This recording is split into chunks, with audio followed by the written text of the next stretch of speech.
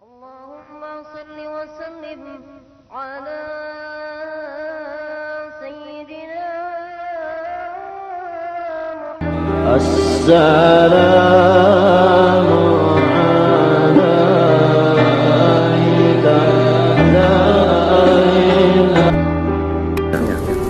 Kalau Allah Ta'ala membersihkan hati seseorang dari sangka buruk, maka orang itu sebelum meninggal dunia sudah seakan-akan dia masuk di dalam surga yang penuh dengan ridhonya Allah. Oleh sebab itu, fadunna bil khalqi khairan ya akhi, maka bersungguh-sungguhlah engkau menyangka akan sangka yang baik akan semua makhluk Allah. Wahai saudara, falaqad ja'al wa'idu liqattatin wa dhannani, maka sesungguhnya telah datang janji-janji siksa dari Allah kepada orang-orang yang mengupat orang lain disebabkan karena buruk sangkanya. Jadi setiap orang yang mengupat orang lain pasti dalam hatinya ada sangka-sangka buruk. Nah, kalau yang di atas tadi orang yang baik sangkanya, menunjukkan hatinya dibersihkan Allah, dan dia merasakan sebelum masuk surga seakan-akan sudah masuk surga. Buktinya hatinya gembira terus-terusan. Nah, kalau orang yang buruk sangka kepada makhluk, dia mendapat siksa Allah. Tandanya buruk sangka yaitu lidahnya suka mengupat-ngupat orang, terutama orang yang disangkanya buruk, itulah yang dikupatnya. Jadi selama kita masih mengupat orang, berarti hati kita masih buruk sangka, berarti kita belum disucikan Allah hati, berarti kita masih belum dapat keridhaan Allah. Ghairuhu, ada lagi yang lain berkata, idama syi'ta an tahya sa'idan minal khairati mamlu'al yadaini fabunna bimahsyaril islami khairan wa ish a'ma wa aflih dhata baini. Apabila engkau, hai saudaraku, mempunyai maksud bahwa senantiasa hidup merasa beruntung. Kalau orang merasa beruntung, hatinya gembira. Tapi kalau merasa hidup ini rugi, hatinya sedih. Kalau ingin bahwa hidup ini bahagia, mamlu al-yadaini minal khairat, penuh kedua tanganmu dengan segala macam keberkatan. Pertama, hidup beruntung. Dua, penuh dengan segala berkat. Apabila ingin yang demikian, maka sangkalah dengan semua orang Islam akan sangka yang baik. Wa isya'ma, dan hiduplah engkau di dunia ini tidak lagi melihat akan keaiban orang lain. Jadi seakan-akan hidup ini buta. Maksudnya buta itu tidak melihat keaiban orang lain. Wa aslih dzata baini, kalau ada terjadi di antara kawan-kawanmu perselisihan paham, maka kalau engkau ingin yang di atas tadi, hendaklah engkau atur antara dua saudara engkau yang berselisih paham tadi, sehingga tidak ada lagi perselisihan paham itu, jadi aman. Ghairuhu, ada lagi yang lain berkata, semua ini yang berkata ini adalah wali-waliullah. Idza ma syi'ta an tahya sa'idan habiban lil ghaniyyi walil faqir fadunna bimahsyaril islami khairan wa ra'il waqta wa qna' bil yasiri. apabila engkau menghendaki bahwa hidup engkau selama-lamanya beruntung, dicintai oleh orang-orang kaya dan dicintai oleh orang-orang fakir, maka jalannya hanya pertama, hendaklah engkau menyangka sangka baik kepada semua umat Islam. Yang kedua, hendaklah engkau mengisi waktu-waktu engkau dengan ibadah. Yang ketiga, hendaklah engkau merasa cukup dengan dunia yang sedikit. Wa aqwalus salafi wal khalafi fi barhi husnul dhanni wal haddi alaihi katsiratun. Bermula perkataan-perkataan ulama yang sebelum 400 tahun hijrah, demikian ulama yang sesudah 400 tahun hijrah, pada masalah memuji sifat baik sangka kepada seluruh orang Islam dan memaksa kepada umat Islam supaya baik-baik sangka sesama mereka. Maka perkataan ulama itu sangat banyak sekali. Tapi yang kita pentingkan bukan kata-kata yang banyak. Yang kita pentingkan itu memakainya, mengamalkannya. Kita sangat rugi kalau masih ada buruk sangka, masih melihat aib orang. Karena itu tanda Tuhan belum membersihkan hati kita. Dan tanda Tuhan belum ridho kepada kita. Berat itu anunya. Buruk sangka ini berat.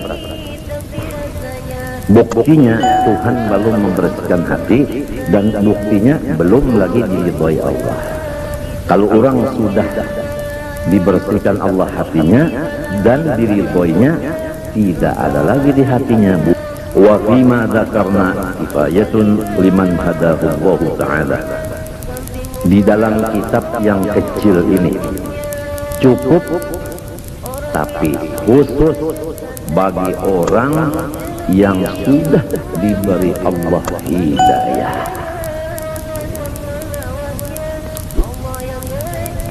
Wa qad ajma'u annahu la yasilu ahadun ila maqami husnul dhann illa in tahhara Allah Ta'ala batinahu min sa'iril radha'il. Ulama-ulama ijma' atau sepakat memutuskan bahwa tidak bisa mendapat seseorang makom baik sangka kepada semua orang Islam terkecuali sesudah Allah Ta'ala yang kuasa membersihkan hatinya dari semua sifat-sifat yang keji dan kotor. Jadi terserah Allah aja lagi. Kalau Allah membersihkan hati dari semua kekotoran-kekotoran sifat yang keji itu tadi, nah baru bisa mencapai makom baik sangka kepada semua kaum muslimin. Yang paling berat begini, kalau orang Islam mengerja ibadah mudah kita baik sangkanya, tapi kalau orang Islam ibadahnya koler sedikit, di sini cepat buruk sangkanya kita kepada orang itu. Aduh, orang ini kaya, aduh orang ini sehat, aduh orang ini sudah punya buyut, tapi kenapa buang-buang waktu? Ujar hati kita, kadang-kadang sampai ke lidah, gara-gara kita buruk sangka melihat ibadahnya sedikit. Jadi kalau melihat ibadah orang itu sedikit, nah buruk sangka, karena sedikitnya itu yang dilihat. Kalau kita tidak melihat sedikitnya itu lagi, yang kita lihat ibadahnya itu aja. Jangan ada sedikitnya, jangan ada banyaknya, jangan. Sedikit ibadahnya yang dilihat, pasti kita baik sangka kepada orang itu. Demikian kepada orang kaya. Aduh, orang itu banyaknya hartanya, tapi namun pelit sekali. Nah, karena kita melihat pelitnya, kita tidak melihat dia tiap tahun zakat dilaksanakan. Yang dilihat itu setahun sekali zakatnya itu yang dilihat, tapi berat ini. Yang kebanyakannya kita melihat zakatnya itu tidak dilihat lagi, yang dilihat sehari-seharinya itu. Tidak pernah memberi makan orang, tidak pernah mengumpulkan anak yatim dan sebagainya. Memang kalau Allah belum membersihkan hati kita, begitulah kejadiannya. Terutama di rumah tangga kita, laki istri, mudah-mudahan Allah Ta'ala membersihkan hati masing-masing. Kalau suaminya baik sangka kepada istrinya, maka suaminya untung dan tanda diridhoi Allah. Kalau istrinya baik sangka kepada suaminya, istrinya tanda dibersihkan Allah hati dan tanda diridhoi oleh Allah. Yang penting rumah tangga, bukan yang di sebelah rumah, bukan. Yang penting rumah tangga kita, karena rumah tangga kita adalah kerajaan kita. Jadi kerajaan kita adalah rumah tangga kita. Ini bagi orang yang punya rumah tangga. Yang belum punya rumah tangga, kerajaannya adalah dirinya. Nah, hatinya sebagai raja atau pemimpin, anggota yang lain seperti rakyatnya. Kalau sudah hatinya bagus, rakyatnya semuanya ikut bagus. Ya, kita mohon kepada Allah, mudah-mudahan Allah membersihkan hati seisi rumah kita, supaya serumahan menjadi orang yang diridhoi oleh Allah Subhanahu wa Ta'ala dan penuh dengan keberkatan. Nah, adapun jalan untuk atau adapun ciri orang yang bakal dibersihkan Allah Ta'ala hatinya, pertama, dia mendapatkan seorang guru yang memimpin akan hatinya. Itu pertama. Jalannya untuk mencapai hati yang bersih tadi, punya guru yang memimpin supaya hati menjadi baik. Jelasnya, kalau punya guru yang baik sangka, insya Allah kita akan menular baik sangkanya itu kepada kita. Tapi kalau punya guru yang buruk sangka, itu menular juga kepada si muridnya sifat buruk sangka itu. Itu namanya nazrah, pandangan dari seorang guru. Nomor dua, wa imma bil ilaji war riyadhah. Yang kedua, tidak punya guru, tapi dia mengamalkan akan ilmu-ilmu yang sudah didapatnya. Nah, kalau bisa baca Quran, amalkanlah Quran. Artinya bacalah Quran. Quran itu bukan dari Fatihah sampai Qul a'udzu birabbil nas, bukan. Bismillah. Quran diulang-ulangi, Bismillah, Bismillah, Bismillah, Bismillah. Tapi harus dengan riyadhah. Arti riyadhah di sini mengurangi tidur, mengurangi makan, mengurangi ngomong, mengurangi bergaul. Tidak boleh yang empat ini satu pun yang ketinggalan. Ini wajib. Mengurangi tidur, mengurangi makan, mengurangi omong, mengurangi bergaul. Kemudian mengamalkan ilmu-ilmu yang sudah ada dengan rutin. Walaupun belum ketemu guru yang bisa memindah akan sifat hati yang baik sidin itu ke kita. Jadi ada dua jalan. Adapun tandanya orang yang sudah selesai daripada perkara ini sehingga mendapat hasil, yaitu baik sangka, yaitu bihaitsu yasiru la yasurul fahsya'u ala bali, yaitu sekira-kira kada pernah sedetik lagi pun melihat aib orang lain. Tidak pernah ada kotor, tidak ada pernah geretek di hati melihat aibnya orang, apalagi mengeluarkan ke perkataan, ke lidah. Itu tandanya yang sudah berhasil, baik berhasil dengan sebab pimpinan guru atau berhasil dengan sebab dia berusaha beribadah dengan melaksanakan 4 syarat tadi, mengurangi makan, minum, omong, gaul. Jadi itu ada ukurannya, udah sampai belum? Wa ma dama fi batinihi syai'un min ar-radha'il fal ghalibu su'u dhannihi bin nas. Selama masih ada di hati seseorang sedikit saja daripada sifat yang tidak baik, maka jelas sangka-sangkanya dengan orang lain pasti jahat. Jadi selama ada sifat yang jahat sedikit saja di hati suami, pasti dia buruk sangka kepada istrinya. Demikian istri terhadap suami, demikian adik terhadap kakaknya, kakak terhadap adiknya. Jadi rumah tangga menjadi neraka jahanam, bukan menjadi surga ridwan lagi, bukan. Karena ada satu aja yang belum bersih hati, tandanya sangka-sangka tidak baik. Nah, kenapa jadi orang buruk sangka kepada saudaranya sendiri? Qiyasan ala ma indahu, karena dia menganggap bahwasanya diri orang yang jahat itu sama dengan aku. Kalau sulit dipaham begini, setiap orang yang buruk sangka kepada saudaranya seagama menunjukkan bahwa di dalam dirinya sifat yang buruk itu, bukan di diri temannya itu. Wa fi hadzal ma'na qala ba'dhum, berkata sebahagian daripada ulama wali, idza sa'a fi'lul mar'i sa'at dununuhu wa sadda ma ya'taduhu min tawahhumi wa 'ada muhibbihi biqawli 'idatihim wa asbaha fi lailin minasyakki mubdimi. Fa'ulun mafailun di mafaulun bahar apa nih? Tawil kalau lah.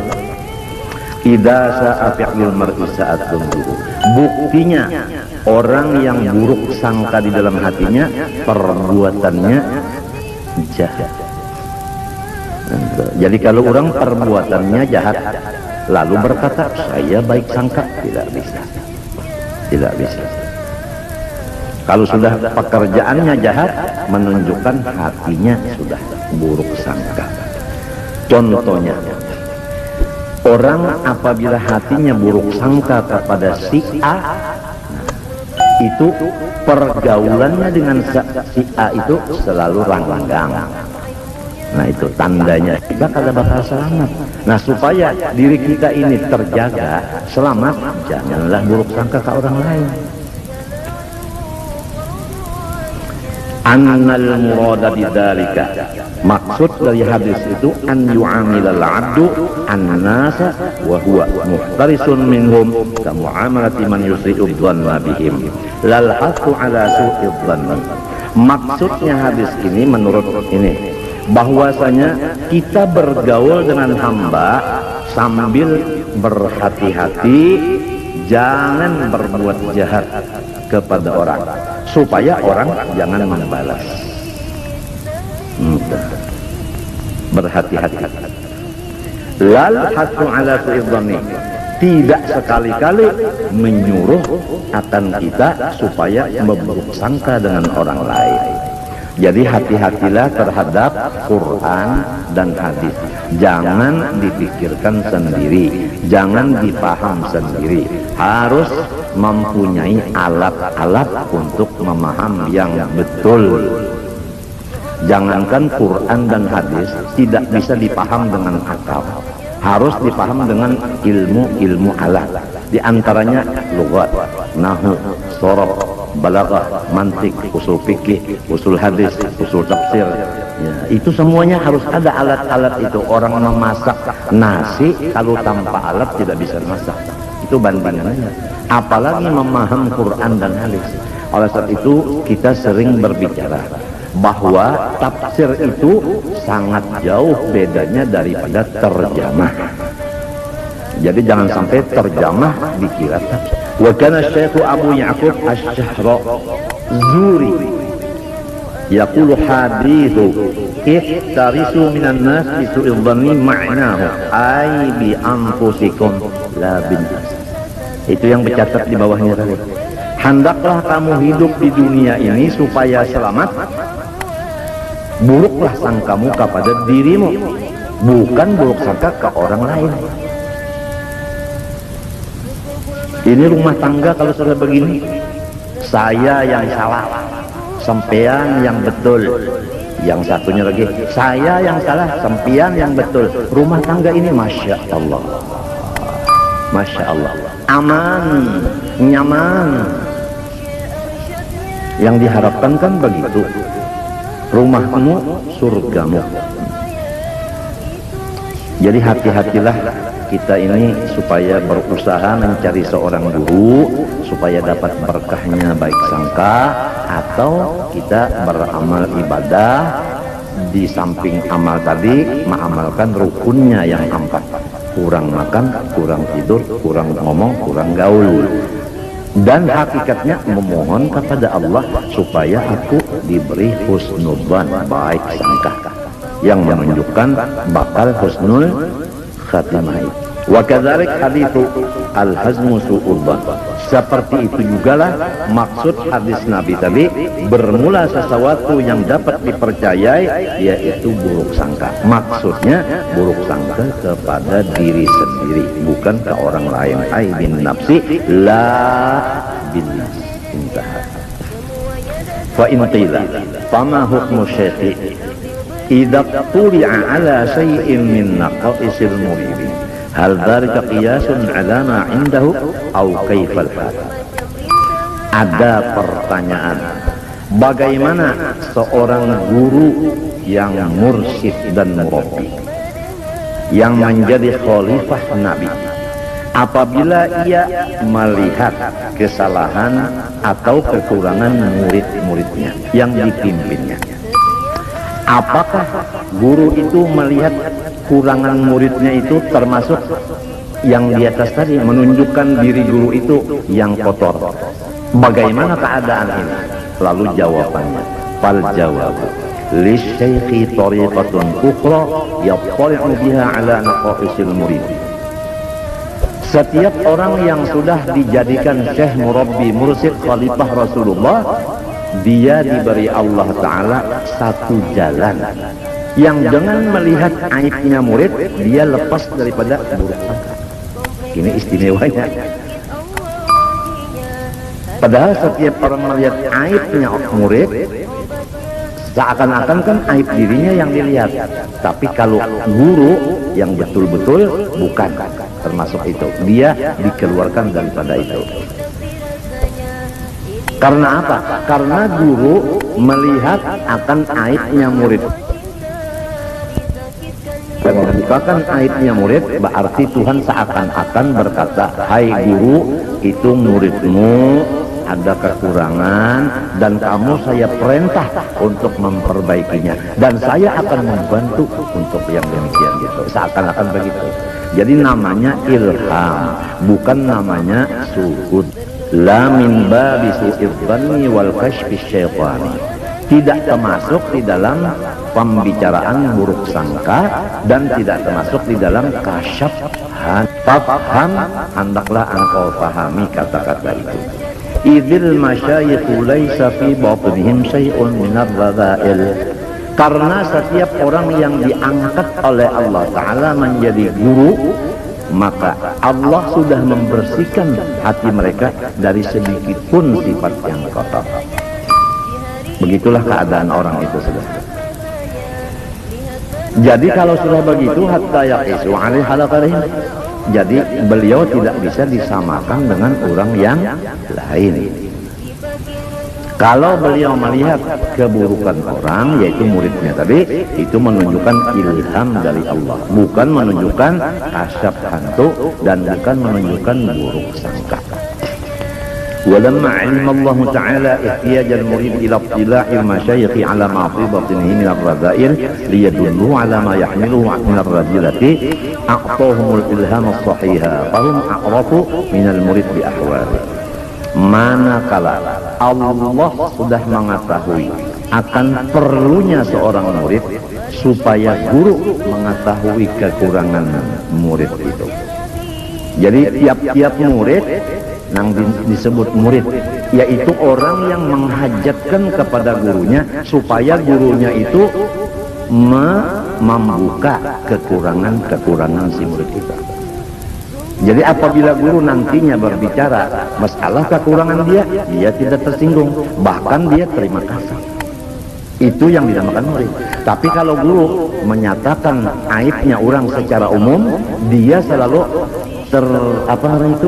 terpukul atau tersinggung.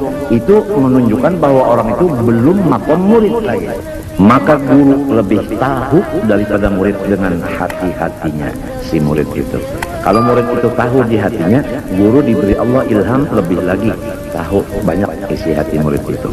Fa'ulima, maka kesimpulan annahu la yajuzu hamlu ahadin minal muslimin ala al-mahamil sayyi'ah ma dama al-amru qabilan lit-ta'wil. Haram, dosa besar kita buruk sangka kepada orang Islam selama masih kawat kita menjalankan baik sangka. Contohnya, kada usah banyak, sedikit saja. Orang Islam mengerjakan satu kesalahan atau beberapa kesalahan, kita menyangka begini aja, itu orang bakal taubat nantinya, itu aja. Atau begini, kalau melihat orang yang maksiat, itulah orang yang bakal diampuni Allah, tanpa Allah menghabari aku bahwa beliau mengampuni orang itu. Selesai, tidak ada beban apa-apa. Ya Allah, kami pun mohon ampunan, dunia akhirat mohon diselamatkan, sekeluargaan, jiran dan teman, husnul khotimah mohon sudahkan. Tak lupa pula kumpulkan kami dalam syurgamu bersama Nabi, juga bersama Syekhina Zaini ma'as-salihin wa awliyai, ma'as-salihin wa awliyai. Ya Syekhana ya Zaini, anta murabbi ruhi. Ya Syekhana ya Zaini, anta habibun nabi.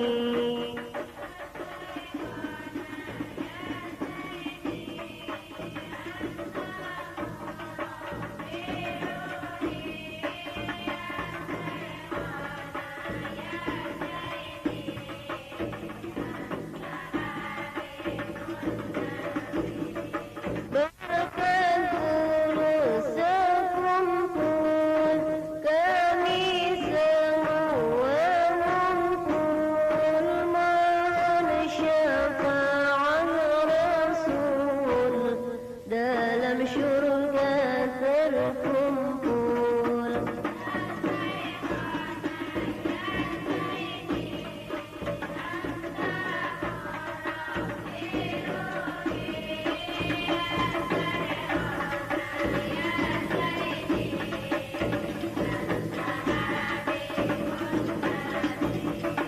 Jabarkan maulid Habasyi dan maulid Al-Arabi, berdalail khairati, Jabar ke pelosok negeri.